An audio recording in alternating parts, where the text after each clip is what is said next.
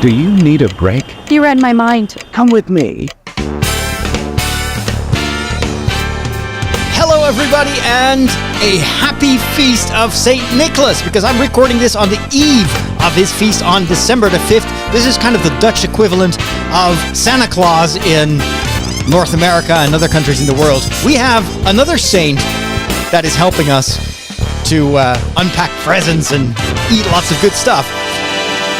Hey, welcome to another episode of The Break. I am Father Roderick. I'm a priest and I'm a geek, and I love to share with you my passion for stories, for movies, TV shows, books, and so much more. I got a lot to talk about, and as I mentioned in the introduction, I'm recording this on the eve of one of the most important feasts for children in the Netherlands, and that is the celebration or the commemoration of St. Nicholas, who actually was a real saint and is still venerated in the Catholic liturgical calendar. But his feast day has become a tradition in the Netherlands where the kids can get presents. And it's very similar to the Santa Claus tradition. I wouldn't be surprised if a lot of the Dutch people that migrated to the United States actually brought a lot of the elements of the St. Nicholas celebration to this new country, and that kind of blended together with existing Santa Claus traditions. And so Santa Claus, even the name sounds similar. Santa Claus, Sinterklaas, we call him here in the Netherlands. St. Nicholas is a feast for children where if they haven't been naughty, if they have been nice, they will get presents. And we celebrate this in a very Catholic way on the eve of the actual feast. So the feast is on December the 6th and on December the 5th in the evening, because in the Catholic liturgy, a feast day starts around 5 o'clock the previous day. That's when we pray the Vespers, which is kind of the evening prayers, and that marks the beginning of any celebration. So Christmas starts on Christmas Eve. That's why it's called Christmas Eve. We start Christmas a little bit before the actual day itself, because Catholics like to party. Speaking of parties, we have so much to celebrate. And first of all, I want to talk about one of my favorite passions, and that is, of course, Star Wars. A long time ago, in a galaxy far, far away. Now, I was talking about St. Nicholas and Santa Claus, and we all remember what from when we were small, or maybe we're still kind of young, this anticipation. You know, it's not yet there, but for weeks you're looking forward to the celebration, to the unpacking on Christmas morning, or in our case here in the Netherlands on St. Nicholas Eve, of the presents. And you may have been thinking for weeks about, oh, I would love to have this model train or this Lego set or this doll or whatever you put on your wish list. And actually the anticipation itself is part of the celebration. It's so much more fun to have something to look forward to than to actually receive it. Of course, that is fun to unpack a present, but how often have we unpacked something new and shiny, and then a day later, it already feels so familiar that we are looking forward to the next thing? Anticipation is it's so contradictory, because at the same, we would like to have something, but it's not yet there. Yet the fact that we are awaiting it is something that makes us excited and gives us energy to move towards the day that we will finally get what we have prayed for or wished for. Well, this is also true when it comes to movies. And we've talked about this on the show a few times before. And that is, with this overabundance of stuff to watch, we kind of lose the excitement. This is particularly true, I think, right now for Disney. They're struggling because they've put out so much content in the movie theaters and also on Disney Plus that they oversaturated the market. And a new Marvel movie like The Marvels, it flopped, not because it's a bad movie. On the contrary, I hear from everyone who's seen it, it's a fun movie. It's really, really great fun. But it's just another Marvel movie. We get, like, I don't know, 3 or 4 Marvel productions every single year. For Star Wars, the same thing. You remember when the sequels came out every 2 years? We had another, installment of the Skywalker saga, and it was just so much. And it was kind of, it all felt the same, because in between the big installments of the final trilogy, we had Rogue One and we had the Solo movie, and it was every year there was a big Star Wars event. But then the events themselves lost a bit of their luster, and the same has been happening on Disney Plus. I love everything that they've been doing with the Star Wars franchise on Disney Plus, but it's so much. I cannot keep up. There is I've been falling behind on almost all the animation shows. Even with Ahsoka, I really had to force myself to sit down every week to watch the episode, even though I loved it. I so loved it, but there was so much else to watch. And this is why the news that broke this past week, even though it seems to be bad news, is, I think, actually good news. What do I mean? Well, remember last week I talked about 2024 being this massive year for Star Wars fans because we were promised 5 big Star Wars productions, 3 of which were live action and 2 were animation. But I already indicated that it wouldn't surprise me if one of those live action series would be pushed forward to 2025 because of the writer's strike and the actor's strike, and also because, well, Disney is slowly learning its lesson that too much of a good thing can be too much. And so they published a news report, or what is it, a press release. I think it was Disney UK. They put out a press release for in the UK about things to look forward to in 2024. And they mentioned only 2 live action series. One is The Skeleton Crew, which has already wrapped filming a long time ago, has been in post-production for almost a year now. And that is a live-action series about this group of kids that is lost somewhere in space, and then they need to find their home planet. Classic science fiction trope, but it's the first time that we see such a story. It's a bit like Voyager in Star Trek, you know? It's like, how do we get back home from the Delta Quadrant? Well, this is going to be a Star Wars equivalent. Plus, it's going to be, because it features also a group of kids, think the Goonies, this could very well also appeal to a younger audience and bridge the gap between the animation series and live action. So that is one series that I think, because it also takes place in the Mandoverse, so it's going to be part of the timeline of The Mandalorian, even though because they're lost in space, it can be totally separate from everything else that we've seen happening in that era of Star Wars. But ultimately, these stories may actually intersect and come together in that big Dave Filoni movie that has been promised to us in the future. So that's one series. And then the other series is also one that has wrapped filming and that it has been in post-production for quite a long time now. And that is The Acolyte, which is the first television series that will take place in the High Republic, which is an era in the chronology of Star Wars that we've never seen before.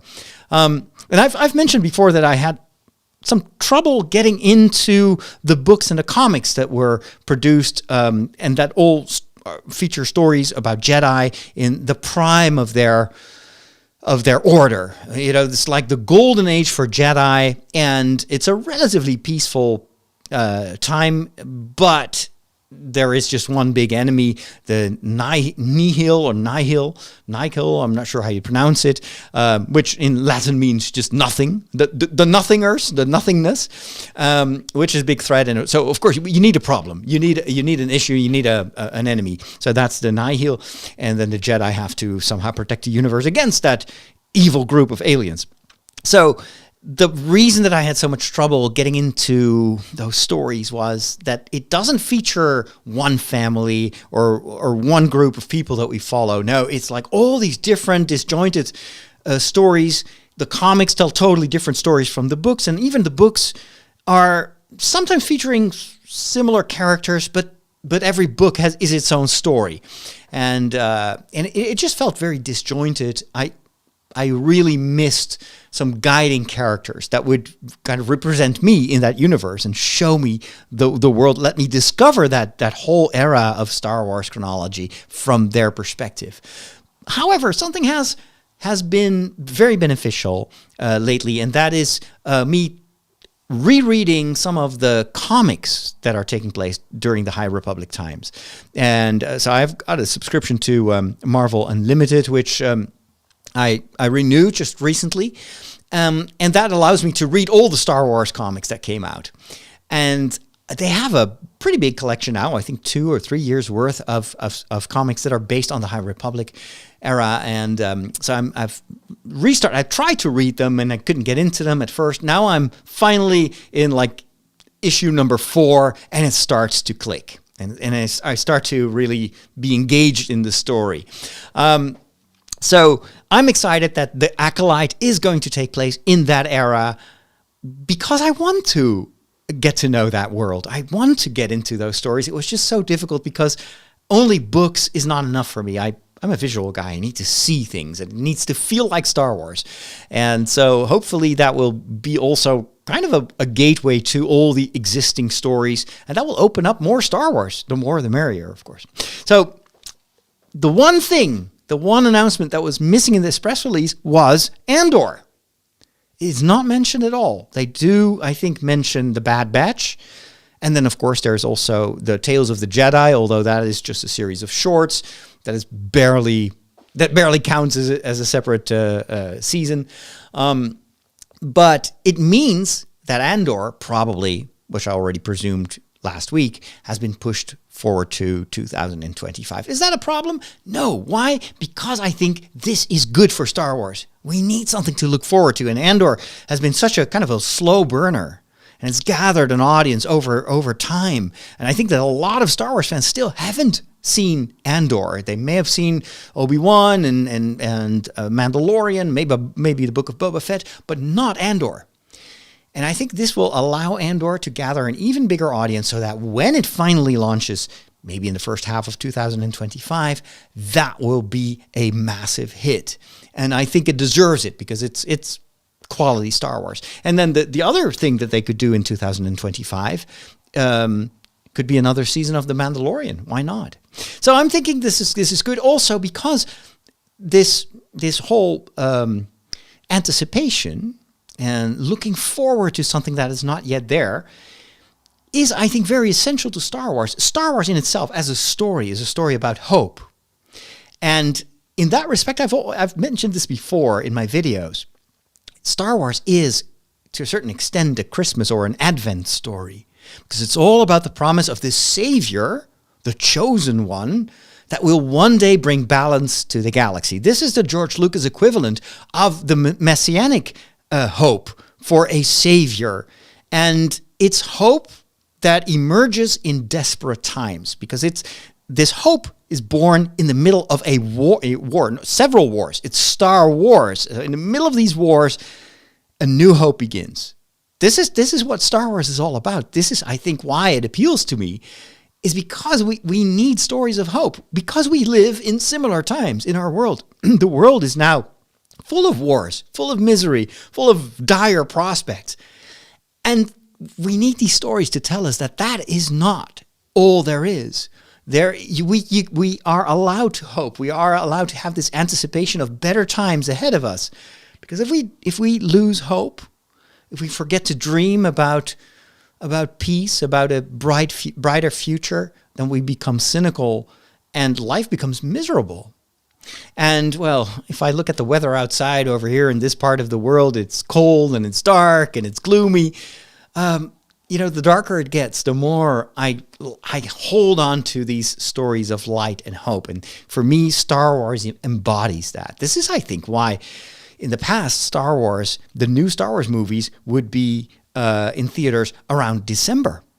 And I so wish that in the future that they will go back to that tradition, because I know that maybe they will make more money if they launch it in the summertime, because that's when North America goes to the movies. But in this part of the world, we love stories in the winter, because then it's cold outside and we want to, cuddle together and just dream about warmth and light and, the world at peace.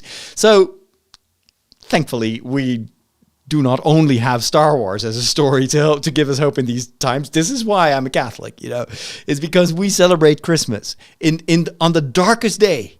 We're on the verge of like the darkest times, and then we go towards the light. On Christmas Day, we make that shift from darkness to light. This is why Catholic liturgy is more than just symbols and old traditions and words. No, it's very visceral. It's very much existential, what we celebrate. We long for the birth of new light. So this is why I think that even though we will have to wait longer for Andor, the anticipation itself will help grow the Star Wars community. Maybe also bring balance to the Star Wars community that has been so spoiled, or has been behaving so spoiled. Like, oh, I don't like this, I don't like that. So much negativity, so much criticism. And maybe it's just because we had too much of a good thing. Anyway, those are my thoughts. The most beloved fantasy story of all time. It is the tale of a small hobbit and the great wizard who appeared to him one day. All right, dude, check it out. Go like that way, and then up this one mountain, and then kill all the hippies you come across. No, I'm searching for a dragon's treasure. I'm the wizard, you're the dwarf, and you will respect my authority. I am no dwarf. You know that one of my biggest dreams, if I could ever live in an alternate world, would be to live in the Shire, would be to live as a hobbit and to live the hobbit life. There's something about the simplicity. Of course, it's totally romanticized because I know that these hobbits also had quarrels, and you know, not everything in Middle Earth is rose-colored, but there is something romantic, something that the images that we know of the Shire, we all know them from the beginning of the story, and then of course the moment they step outside of the boundaries of the Shire, that's when the misery starts and it gets darker and darker and more grim. But the Shire feels like a safe place, and so one of my dreams was to live in a hobbit hole, and I've actually done some research that, you know, if I ever have to leave this place, where would I go? My favorite destination would be to just migrate to New Zealand and to build myself a hobbit hole, or maybe, I don't know, start working as a volunteer in Matamata, where they have the Hobbiton movie set. The only thing is, when you go to Matamata to visit the movie set, and I highly recommend, if you ever are in New Zealand, don't miss the opportunity to go there, because it's one of the most cool. It's the coolest place on Earth. That and the Star Wars section of Disneyland or Disney World, which is also just totally immersive. But the only thing that I missed was you can walk around and you see the Shire as you see it in the movies. It's even more beautiful now because it's much more curated than it was when they built the set. Plus, you can stay there for a couple of hours, whereas in the movies it's just a couple of minutes that we are in the Shire. The one thing that I missed is to be able to feel like you're actually living in a hobbit hole. The one thing that comes close is at the end of the tour, when they bring you to I think it's the Green Dragon Inn, right? I always get confused. There are two inns. One is in Bree and the other one is in Hobbiton. I think it's the Green Dragon.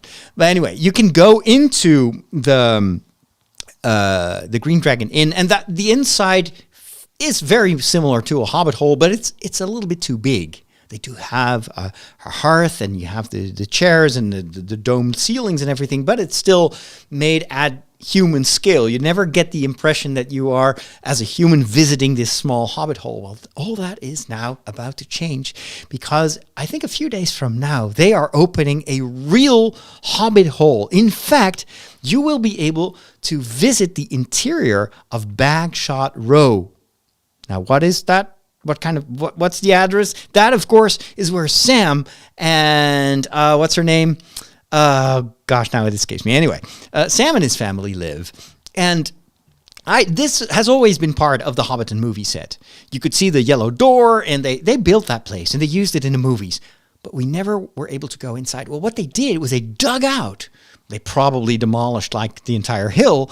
And then they built the interior so that now you can actually walk through the front door of Sam's house, and you can walk through the corridors. There is a very cool movie. Unfortunately, it's not on YouTube, but it is posted on Instagram. Rosie Cotton. Thank you, Inge. Rosie. There is a very cool movie or video where the actress who plays Rosie Cotton gives you a small tour of the hobbit hole of Sam and Rosie's house. And I just want to play the audio of this, and for those of you that are watching this on YouTube, I want to show you the video that was posted on Instagram. You can also, I first discovered it on TikTok. I didn't even know that the Hobbiton movie set was on TikTok, but now I'm a follower, obviously. So let's take a look, and it starts with an introduction by none other than Peter Jackson himself, who always is still hands-on when it comes to, how this movie set is managed.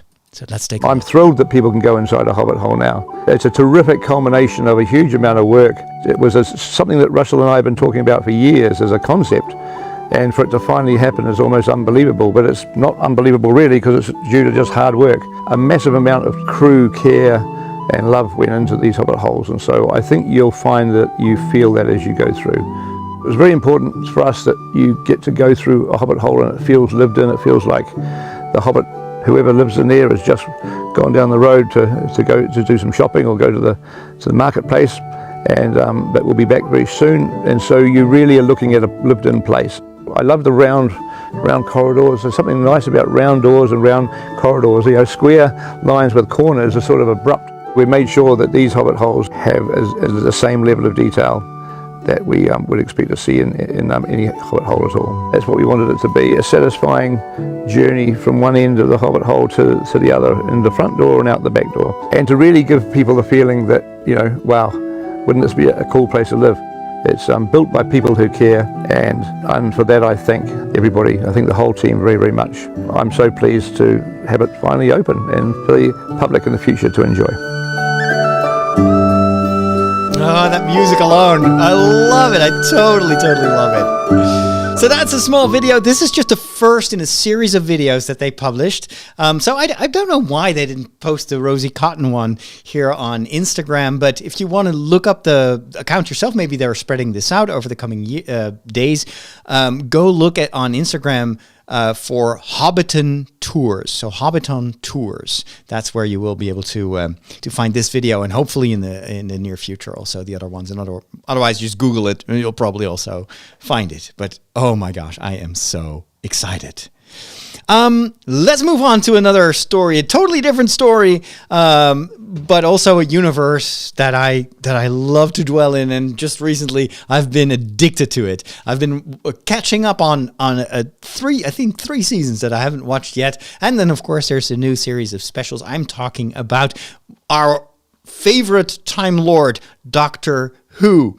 And I just saw the second special with David Tennant back as the Doctor, and Donna, of course, is there too. And this was an episode that was kept under wraps. Nobody knew what it was going to be about. There was a lot of so speculation went totally rampant on the internet. Even the writer, I think. There's an official podcast, by the way, that I want to make sure you are aware of. And on that podcast, they interviewed I think it was the writer or the showrunner. And he said, yeah, maybe we went a little bit overboard with all the secrecy, because the expectation, again, the whole theme of anticipation, the anticipation was so massive that people had all these theories what would be in this particular episode. And ultimately, it was actually one of the simplest stories. I won't spoil what it is about, other than telling you it is taking place. This is also in the trailer that I'm about to play. It's a very short trailer, doesn't give much away, but it takes place in a spaceship very, very far away. Hello? Where are we? Oh, life signs.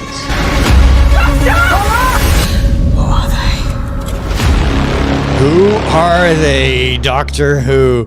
Well, it's one of the shortest trailers that they have published so far. And so I had no idea what to expect. I immediately loved the fact that it was in space. And the whole story felt like classic science fiction, including a ton of technobabble, which actually David Tennant's Doctor was famous for.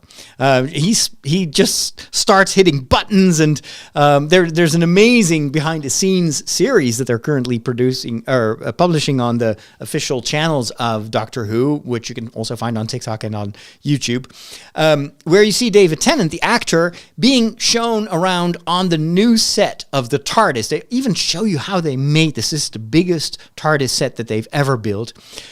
And they show him the instrument panel, in the middle of the ship. Because, of course, the TARDIS is just a phone booth on the exterior. On the inside, it's a ship, a time travel ship. You have this console, and then you have this huge energy chamber in the center. And one of the tropes of Doctor Who ever since the first few episodes was that the Doctor knows how to push all these buttons to travel through time. But of course, the buttons are totally ridiculous. There are no real computers. There's one tiny little TV screen that they use as a monitor, but the rest is all levers and things. It's very physical.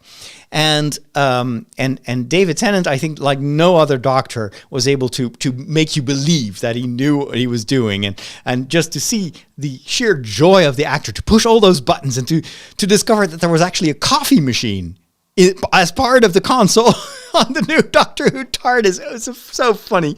And so in this episode, they really emphasize kind of the technical side of David Tennant's Doctor, and it's just techno-babble after techno-babble.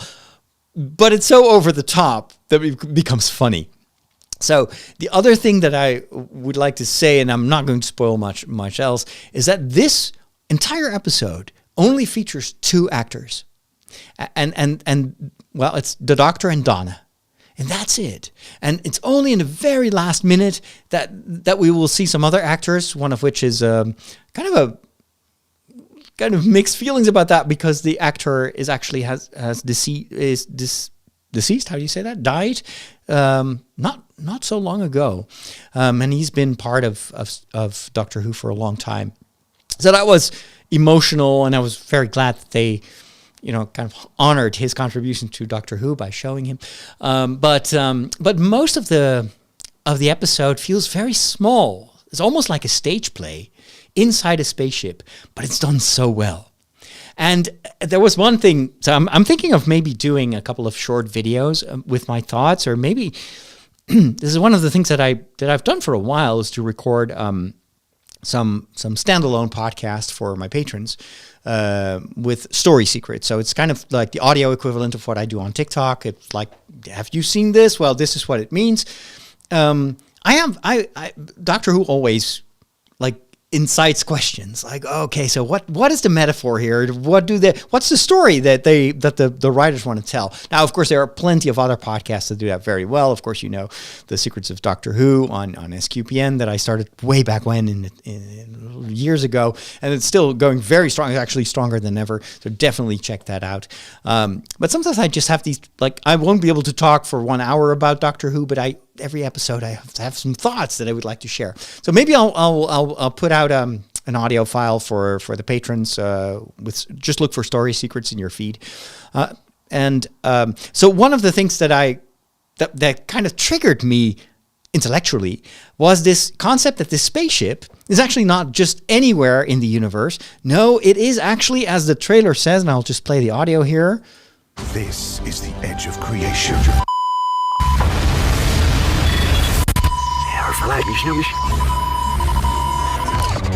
This is part of the whole like mystery aspect of the episode. So Doctor Who travels to the edge of creation. He even mentioned it when he looks outside the window. There's nothing to see. There are no stars. The stars are there, but the light hasn't reached this far. And so Donna and Doctor Who are literally on the edge of creation, which immediately evokes in me a theological question, like, is there an edge to creation? That is only true if you see creation as all that we can perceive, like it's our universe, it's the galaxies, it's the void. But is there an end to creation? This is, of course, the big question that has puzzled astronomers for decades. It's like, is there an end to space?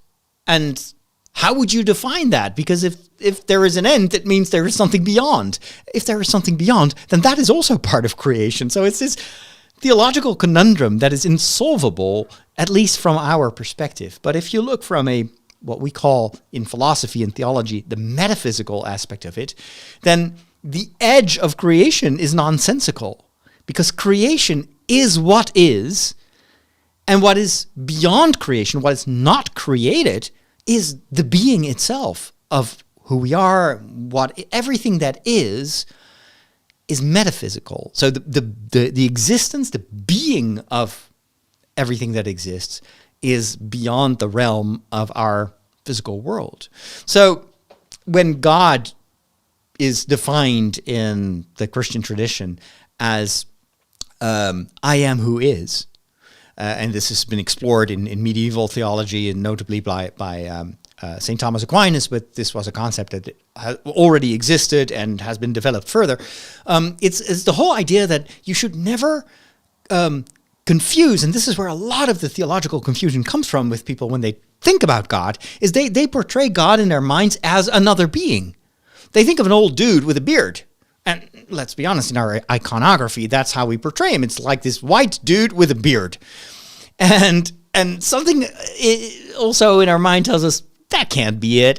If God is just a white old man with a beard, then that sounds more like a fairy tale character. Which to a certain extent it is, because in all those depictions we are materializing something that is not in the realm of creation. It's what is beyond, literally, it's beyond our physical world. In Greek, you would say it's metaphysical, beyond physical. That is what we identify God to be. So he is not something like an old guy. No, he is who is.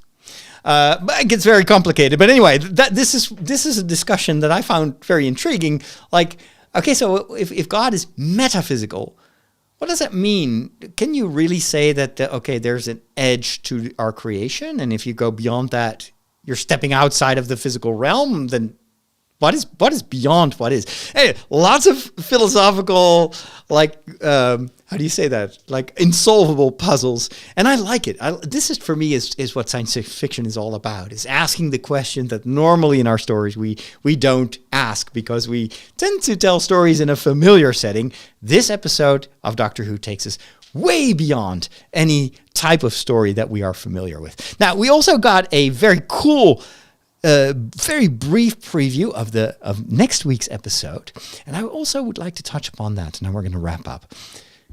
Doctor, we meet again. The Time Lord and the Toymaker. One final game. It's time. One final game. This episode is called The Giggle, which is a cool name and immediately makes me think of the Joker. But we get to see a classic Doctor Who villain that I really had to Google, like the Toymaker. It sounds familiar, but I'm not sure I've ever seen the Toymaker in any of the Doctor Who series that I know of. Well, it turns out that the Toymaker was a classic enemy in the very first episodes of Doctor Who, 3 of which have completely disappeared. You know, that part of the Doctor Who archive has been wiped out because they were trying to save on the tape or whatever. So that's been lost forever, and there's only 1 episode left that features the Toymaker. So we do have some images, black and white images of this classic villain. And then, of course, the Toymaker has been featured also in lots of stories and comics and maybe audio dramatizations. But we've never seen this Doctor back on the screen. I love it that they are resurrecting this old nemesis of the Doctor. And when I read the description, the Toymaker is someone who loves to play games with his subjects. He's very much like, he pretends to be above everything. He's the one who literally is the puppeteer. And he loves to subject anyone else to his games, but he doesn't like to lose. And I'm reading that and I'm thinking, oh, this is where Star Trek got the idea of Q from. This sounds so much like Q. Q is also in Star Trek a master manipulator, but he doesn't like it when people actually turn against him, and he's the one who actually has to bite the dust. So I'm eager to see how much these two characters will be similar, how they are going to differentiate them. But I feel like it's a really cool addition. And we also, in this trailer, we see a very brief glimpse of the new Doctor, the new actor who will be the next incarnation of the Doctor. So maybe they're already bringing in the next Doctor while we're still watching the David Tennant Doctor. That would be a novel idea as well. So the Toymaker will be played by... what's his name? Neil Patrick Harris. And I only know him from How I Met Your Mother, which was a multi-year sitcom, and I've watched the first few episodes. So he was quite famous for that role, and he's now playing this new. So they're really hiring big actors, at least very well-known international actors for these new roles. Probably also part of the things that they can now do since they also have Disney Plus money to spend.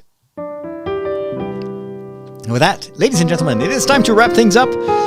And that is, unless you are one of my monthly supporters, one of my patrons, because for them I record a longer version of this show with more stories that I want to share.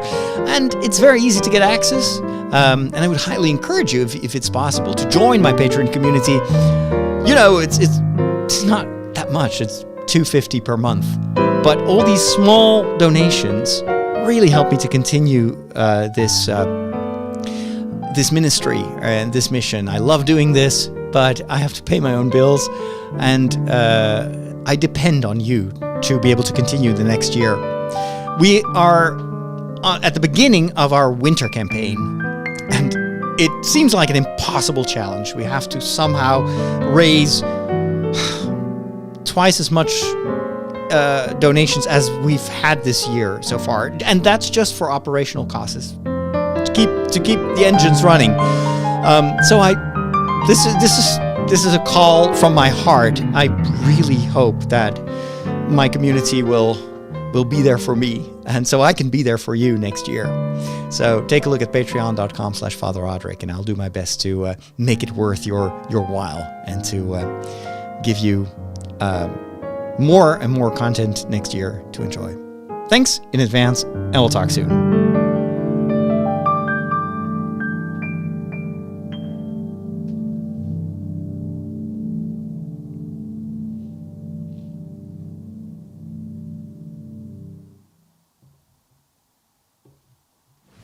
Why are you wearing glasses? Reading. Reading? Mm-hmm. I didn't know you could read. I have been reading a book that was so cool. It felt like I've been in a movie for... How long did it take me to read this one? I think 4 days. That's how much I was just captivated by this book. I read it in one go. Actually, I didn't really read it. Well, it's a form of reading, but it was a dramatized version of the book. And this was the second installment, the second tome in Pierce Brown's Red Rising saga. And I've mentioned these books before because I really think if you love the kind of movies and stories that I like, you'll absolutely love this story. It's technically young adult, but... You know, what does it mean? I'm not a young adult anymore, but I do love these stories because they do so much that I appreciate it. So the story, just for those of you that missed it, takes place on Mars, and Mars has been colonized by Earthlings. However, there is a huge sham that is going on because in the mines of Mars, so underground. Lots of humans are working there, and they're all divided into different classes. Each class has its own color, hence the word Red Rising. You have got the reds, and those are the miners. You also have the gray. You've got the purples, the yellows, and the greens, and they all have different tasks in society. It's a little bit similar to the colors that you see in the Wheel of Time, where also all these Aes Sedai have their different factions. So it's a bit similar to that. However, the story is very different. And one of these Reds, Darrow, who is the main character in all these books, rises up literally to go above ground because they have discovered that there is this entire society of people living on Mars in luxury, and they keep all the others that are working underground in the dark because they think that Mars hasn't been colonized yet. There has been no terraforming, there's no breathable air, but it's all done to suppress and to oppress these workers down below so that the upper class can live on the surface of Mars. So these people have been genetically modified. They look like superhumans. They have golden hair. They have, like, everything has been improved. It's like plastic surgery world, but then to the max. Like, everybody has been genetically engineered to be superhuman. They're massive. They're all as tall as Dutch people, and they have incredible intellectual power, creative power, but of course Darrow, once he discovers that there is this inequality in the society, he wants to, or he feels called, or he is called actually to be the savior and to bring balance to that society, balance to the force. However, in order for him to infiltrate into the upper class that lives on the surface of Mars, he too has to be genetically modified, which, according to many, is impossible. It would kill someone if you would make all these genetic changes, because it took generations to breed this upper class people. If you want to upgrade someone from, let's say, a red to a gold, because the people that live on the surface of Mars are called golds, they wouldn't survive the process. Excuse me. Still recovering from this cold. But I talk too much and I'm too excited. My lungs are starting to protest. Anyway, so he does survive the procedure. And he infiltrates. This is all part of the first Red Rising book. And it turns out that the Golden Society is all about competition. It's a horrible world. These people are terrible. It's all about using people. And in order for Darrow to get to the top, because he needs to get an army to free the planet, he needs to go along. And so he becomes part of this society where people rise because they are the best. And there are selection procedures where groups of young people have to fight one another. Think Hunger Games, but in a much bigger arena. And the first book is all about some kind of almost a medieval world that is created for young people. And they have to live there for, I think, more than a year in a totally, artificial world. But they only have medieval tools and they have to fight each other to the death. And so this is all about Darrow raising an army and trying to become like the best warrior.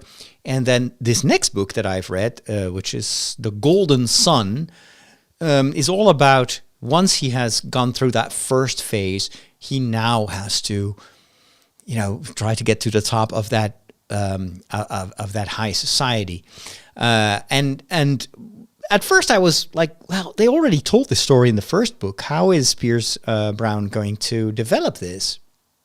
How will it feel like the first book?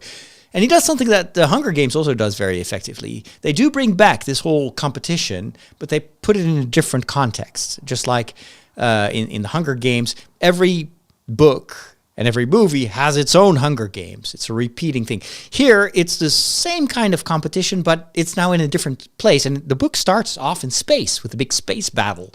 Turns out that not only have humans colonized Mars, they also build a big army in space. And so Darrow has to somehow get hold of these ships. And at the same time, there's this whole political intrigue. Like, he's got to win the favors of the people that really are in charge. But because this is such an unreliable society where everybody's backstabbing one another, it's a very treacherous world. And this is why the book just kept me on the edge of my seat had I been sitting. But since this was an audio dramatization, I was mostly listening to this while walking. The story is constantly has these twists or betrayals, and then you think that, oh, we're here, and then something happens, and it's all back to the beginning, and oh my goodness, it was such a roller coaster. And Pierce writes actions extremely well.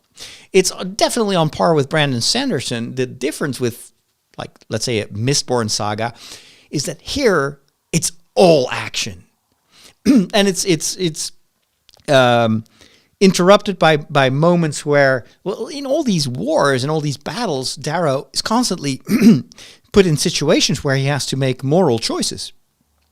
And so there are constant moral conflicts. Are you going along with the society you try to infiltrate? When do you lose your soul in all this? And the same is true for the people that he teams up with. Since he is the only red that is in disguise there, he still forms a bond with some of the other golds that he's recruiting. But ultimately, so how can you hold on to this vocation of ultimately trying to free people underground, or since you go along with that above ground society, how much does that corrupt you? How do you really stand for certain values that are universal? These are, I think, very, very good questions that the book and the story poses. And that, of course, obviously, are also mirroring our own conundrums in this world. To give you an example, if I would translate this as say that this is a story that mirrors our society, think of the inequality in our own world. Most of us, if you're listening to this, you're part of a very, very tiny minority on this planet that has an amazing life. Of course, there are always exceptions to the rule, and everybody has troubles and fears, but there's a massive difference between our existence and, let's say, if you live right now in the Gaza Strip, or in certain countries in the southern part of the world where there is famine, or there's natural disasters and poverty and inequality, civil war, you name it. And obviously, we would like to give everyone on this planet the opportunity to live the life that we live. But we tend to forget. We see the misery in the world and the suffering. We see that on the television. But even from our point of view, it's just a square in our field of view. We're watching the news on a television that occupies just maybe 10% of our field of view. The rest is our comfy home and the couch on which I live. And plus, if we turn off the news, we go to the kitchen, we open the fridge, and we can eat. We can do whatever we want. So, and the question is, to which extent does that make us forget about the plight of all these other people that are less fortunate than we? And to which extent do we actually even are complicit in making the world, at least to not making the world a better place, because we go along with the overconsumption and we fly airplanes and drive in our cars and we spend money on stuff that we don't really need. So do we really? And on the other hand, I also know that we cannot solve every problem in the world, and it's also important to take care of yourself. And I don't think at least I don't see Jesus doing that he blames the rich for being rich and exalts the poor just because they're poor. But he hopes that in the kingdom of God, in the future world that is in God's mind, that people will take care of one another, and that the ones who have money will support those who have not, and that the ones who have clothes will clothe the ones who are naked, etc. The ones who are healthy, that they go visit the sick. The ones who have freedom, that they go visit those in prison. So there, in Jesus' preaching, you see a lot of that hammering on the importance that those who have share with those who have not. And this solidarity, that doesn't mean that he's judging those who are more fortunate than others, or that it's a good thing to be poor and to be miserable. He says, no, happy those who cry because they will be consoled. Happy are you if you are poor, because if you're hungry, because you will be fed and God will take care of you. So it's not the poverty and the misery itself that is exalted, but it is because if you're needy, happy are you when someone helps you in that need, and clothes you and comforts you and etc. loves you. So this is the question that we're asked every day. If we read the Bible, if we go to church, it is, what can you do to share with those who need you and who hope that you will help? Or have we become complacent and it's like, well, as long as I'm comfortable, let the world take care of itself. It's not my issue. So that is, I think, in the story of Red Rising, it's a recurring theme. Like, how is he really truly going to be the Messiah that everybody needs him to be? He's a good guy, Darrow. So I think ultimately, in the end, he will be faithful to his original vocation. But it's not as obvious as it seemed in the beginning when he first is all, idealistic about he's going to be the savior. And it turns out that is actually a lot harder than it seems. Anyway, great second installment. I still have 3 more books to go. I feel like I'm so behind on this series. At first, it was only going to be a trilogy. I think now the 5th book came out this year, and I hope I can make it because these books take me a long time to read. Normally, I read like 3 or 4 books per week. I can only read one of these per week, and well, it's already December, and I still have a lot of books to read. Anyway, maybe I won't be able to finish the books or the series this year. But I would like to. I really like to. All right. Let's move on. I need help. You need a teacher. I can't teach you. Maybe the internet has the information I need. You know what I learned from the internet? I understand that you learned a few new things. There really is so much to learn. Oh, I've learned so much, and I love to share with you a few nuggets of wisdom and discovery that I experienced this past week. The first one is near and dear to my heart. You know that I love languages. I love to speak different languages. I love to learn new languages. The only thing is, of course, you can use something like Duolingo to try to learn a language. But what actually makes a difference is being able to practice it, to immerse yourself in another language. And I've tried to do that sometimes for instance, by going to Italy. And from time to time, I hope to go to Rome before Christmas for a week, just to refresh my Italian, to keep in touch with that culture and with that language. But I'm also hoping to one day learn how to speak Japanese, maybe Chinese as well. And for that, I need to create an environment myself in which I can listen to that language, get a feel for it. And this short video on TikTok gave me just a super tip. I'm going to try to play it here, and then we'll see if it works. Let's see. I always have to turn the audio. By watching Netflix, then keep watching this video. So you can learn any language by watching Netflix. Wish it was. So you're going to want to get this extension on your Chrome, and it's basically called Language Reactor. And it just shows the subtitles in your target language and in English. Obviously, you can change both of these languages under settings. I've got the auto pause active so I can show you what happens. So let me press play. So as you're reading it in Spanish, underneath is the English, so you get the meaning. And you can also click on the words. Solo son unas preguntas. And you can also just hover over it.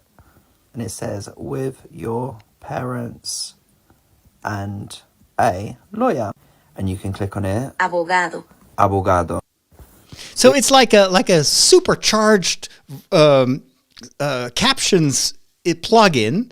And what I love is that you can pause the movie and then just go over these words, and then it will use synthetic language to pronounce it, because sometimes, of course, the way it is pronounced in the TV show or movie is not entirely audible. So it's great to be able to have like this pure version of, so this is how you pronounce the word. And then it shows a little pop-up window with the translation and some more information.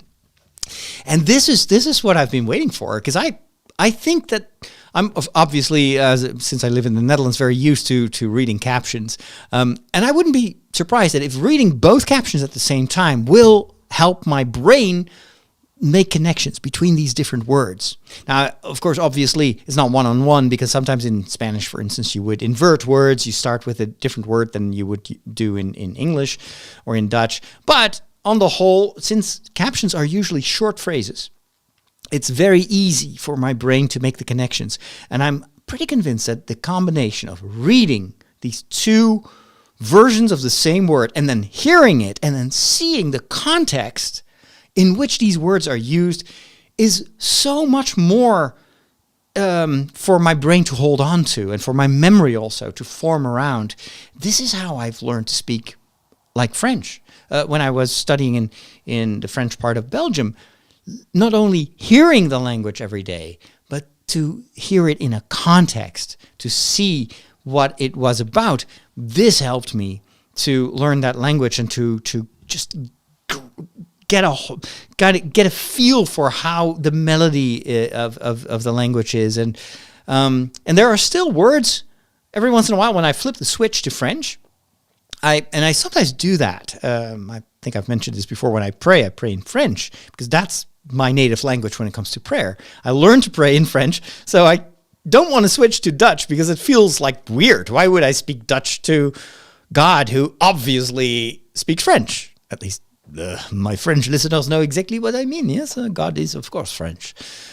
Why would he be any other? Well, anyway, so, but if I formulate thoughts in French, I sometimes use words that I don't know how to translate. I don't know the exact word in Dutch that equals the vibe of the word that I have in French. And I sometimes even have it when I'm recording the walk. I'm walking outside and I'm already, of course, not speaking my own native language. I'm recording the walk in English, like I'm doing the show right now in English. English is not my native tongue. I learned that in high school.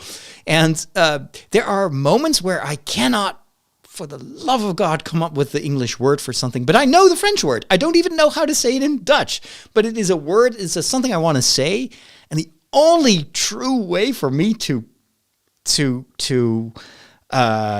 word it is in French, because in French it feels exactly like what I want to say, but I don't know how to translate it. This is how my brain works. This is how also we remember things. I think my favorite way of learning a language is not through grammar, but it's through context. It is almost like an associative way to learn a language. So I don't know much about Italian grammar. My vocabulary in Italian is very small. But when I'm in Rome, I feel like, I can say almost everything. And if I don't know a word, I will just describe it.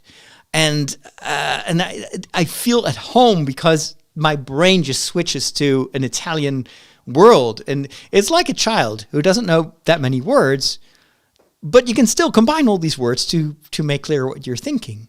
And it's only later on in life when we have this massive vocabulary and we read a lot of stuff that we are able to make longer phrases, like my English. When you go back to my podcast of 15 years ago, I'm pretty sure that if you would analyze the podcasts from my early years in podcasting, and you would do for instance, an AI analysis on the shows that I record now, the vocabulary probably is tenfold what it used to be. Maybe the pronunciation also improved tremendously, but it's all because when I'm talking to you right now, when I'm recording this podcast, I don't have to translate from Dutch to English. That rarely happens. Mostly when I'm tired, that's when my brain reverts back to Dutch. And then when there's this intermediate language, like I'm formulating in Dutch and then I have to translate it, that's where usually my recordings become terrible because I stutter. There's just so much going on in my mind that I cannot think anymore. So anyway, I loved this little quote. I'll post. I'll include the link in the show notes to this video because the plugin, I already forgot what it was called. Anyway, you can always rewind this podcast. Then cooking. Let's talk about cooking. Since I'm going to Rome, I'm getting into an Italian vibe, and I'm starting to crave pasta. One of the simplest pastas that only requires, I think, like 4 ingredients: pasta and salt, olive oil, and pecorino cheese and pepper and salt is cacio e pepe. And cacio e pepe is a very creamy spaghetti, but it's done without any cream. There's no milk in it. There's no dairy products. It's just the water. There is an art to making cacio e pepe, and it's just so good. And this is what I love about Italian cuisine. It's not about the quantity.